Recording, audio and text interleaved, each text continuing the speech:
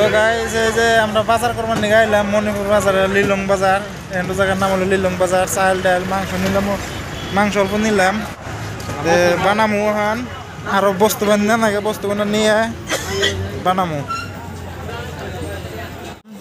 বাজার টাজার করে এনে যে মাংস বহায়া দিমু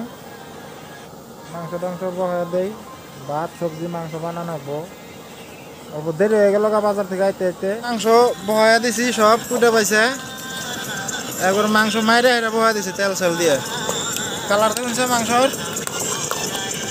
কারিগর এই যে কারিগর আঙ্গ কারিগর এটা মাংস বড়িয়া বানায় খারাপ বানায় না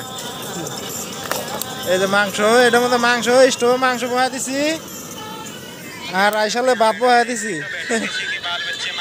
আঙ্গ আইসাল টাইসাল সব বানাইছি আমি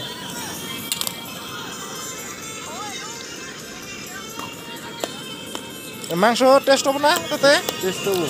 হ্যাঁ নূর মোহাম্মদ বলে টেস্ট তোমার নানির গাতার নালা টেস্ট হবে না তো বোন হ্যাঁ তোমার নানির গাতার নালা হবে না তো ওহনি জাম ভাই টেস্ট না